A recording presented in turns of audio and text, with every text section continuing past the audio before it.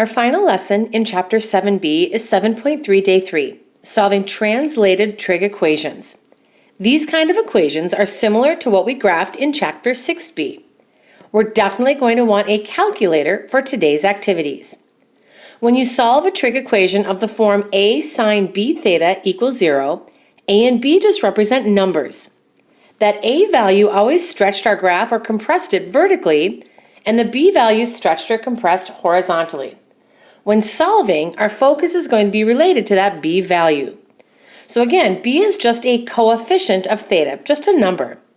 For example, if you have cosine 2 theta equals 1, b is 2.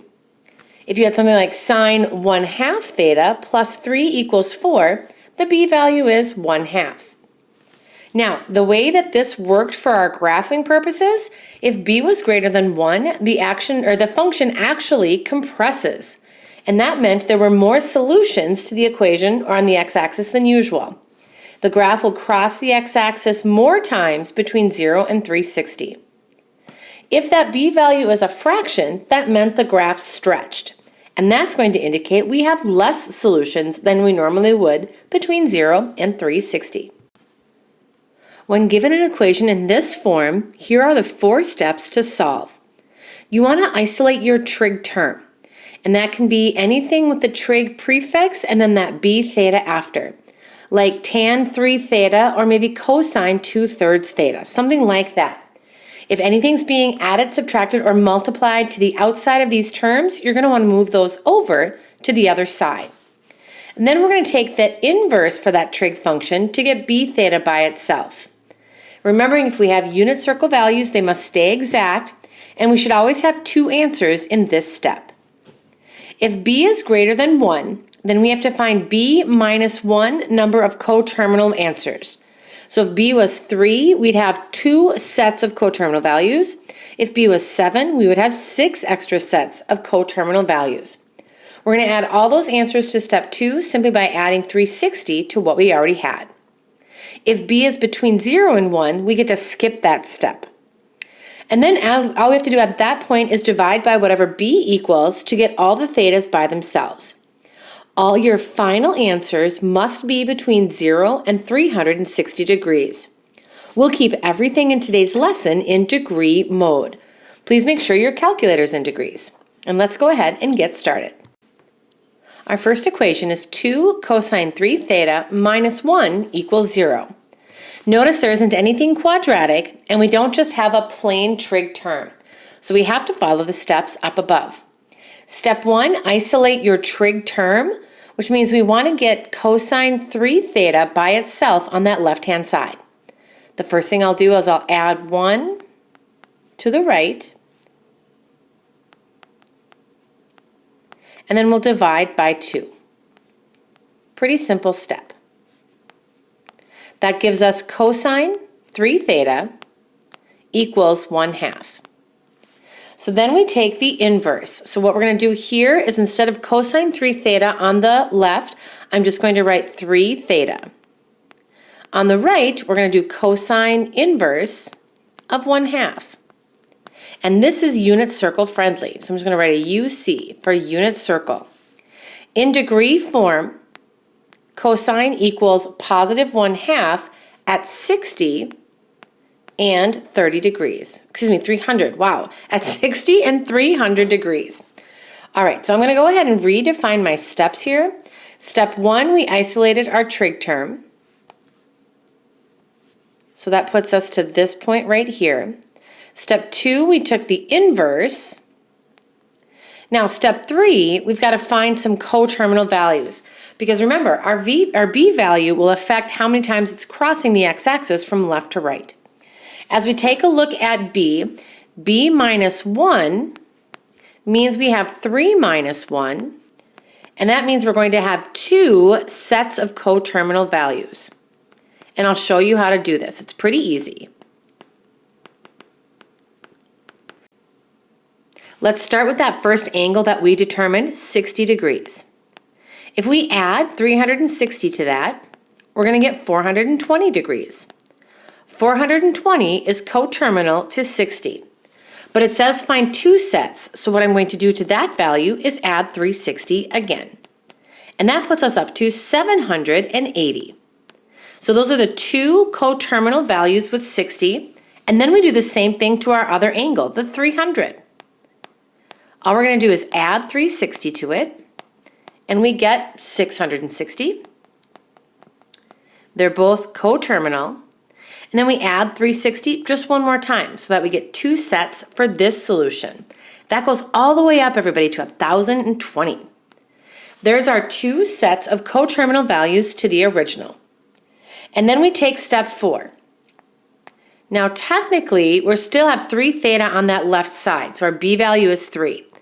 3 theta equals, I'm going to write these in order from smallest to largest. I've got 60 degrees, 300 degrees, 420 degrees, 660 degrees, 780 degrees, and then 1,020 degrees. Whoops, let me fix that quick. 1,020 degrees. Now, to get theta by itself, we have to divide all of these answers by 3. And that's what will give us our solutions to this final problem. We have to divide everything by 3. Okay, so we get theta by itself on the left. And remember, when we're done, all of our answers need to be between 0 and 360. If I take 60 divided by 360, so 60 divided by 3, 60 divided by 3, we get 20 degrees. Okay, so that one's done. If I take 300 divided by 3, we get 100 degrees. And I'm going to keep going. 420 divided by 3 is 140.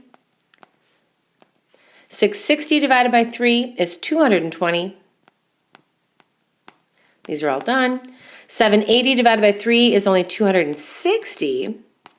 And then 1,020 divided by 3 is 340.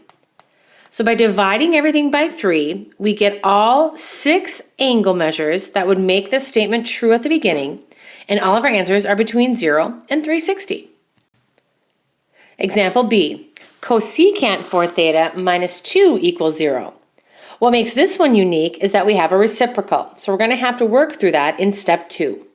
But step 1, we just want to isolate our trig term. I'm going to add 2 to the other side. That gives us cosecant 4 theta equals 2. Now to take the inverse, we first have to take the reciprocal. So 1 over cosecant 4 theta is equal to 1 over 2. And 1 over cosecant is the same as sine. So this becomes sine 4 theta equals 1/2. Now in step 2, we have to get 4 theta or our b theta by itself by taking sine inverse of 1/2. And again, unit circle. Sine equals positive 1/2 at 30 degrees and 150 degrees. So step 3, this is going to be a bigger step. Step 3, we know that b minus 1. b is 4, so it's 4 minus 1. That means we need 3 extra sets of coterminal. Grab your calculator. Let's see what we can do here. Start with 30, and we're going to add 360 3 times to get those 3 sets. So if I take 30 plus 360, I get 390. So 30 and 390 are coterminal. Add 360 again, and that bumps us up to 750.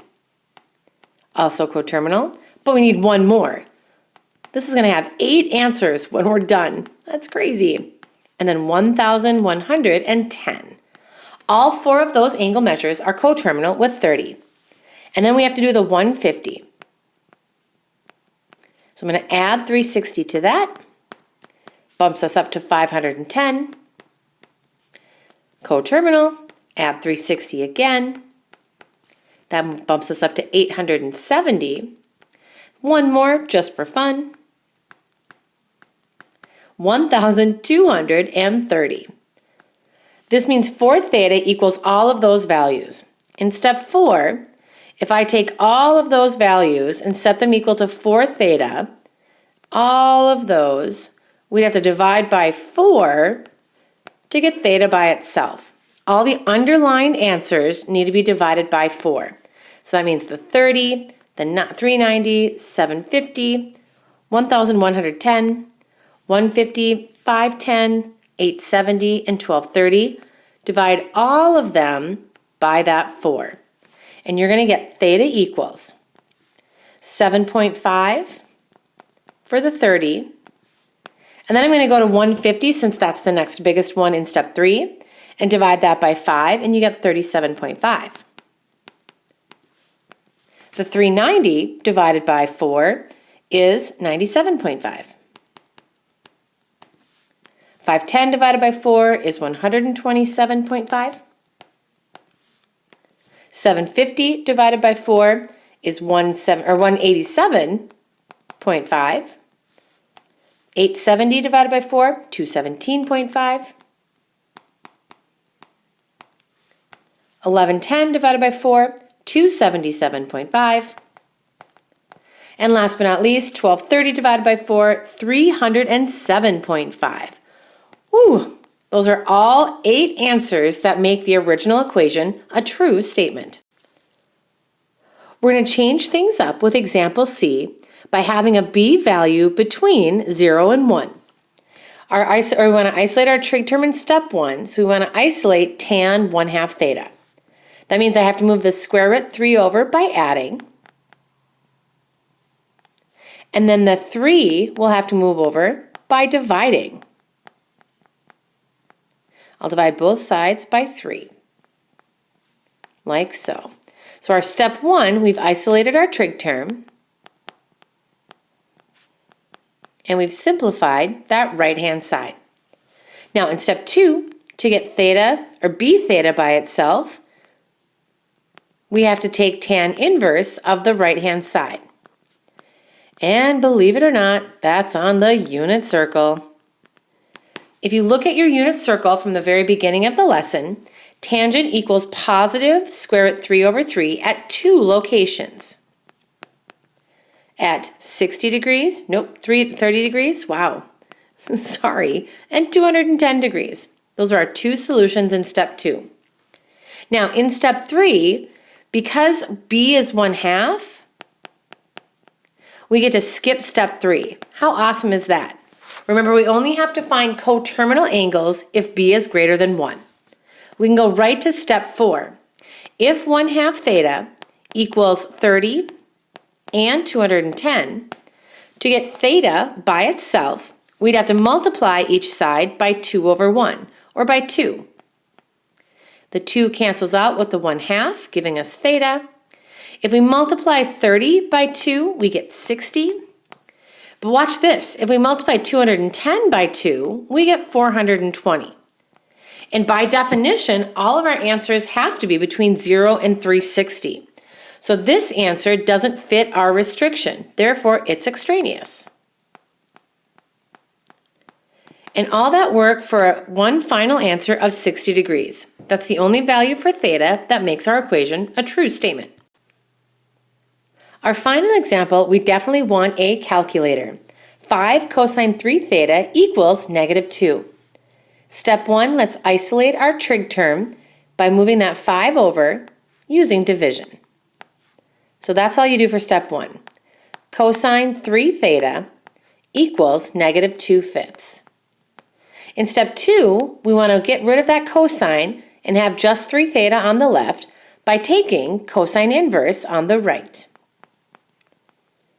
And since 2/5 is not on the unit circle, this is where we need a calculator. And remember, angles in degree form are rounded to the nearest tenth. If we take cosine inverse, add that in there, of -2/5, we're going to get one solution on our calculator of 113.6 degrees. But then to get cosine's second answer using our primary trig rules, that's 360 minus 113.6 degrees, making our other answer 246.4 degrees. Those are our two values where cosine will equal negative 2/5. There's your step 2. In step 3, because b is greater than 1, b minus 1 would be 3 minus 1, which means we have to have 2 additional sets for coterminal, or of coterminal, I guess. Grab your calculators. We'll start with 113.6.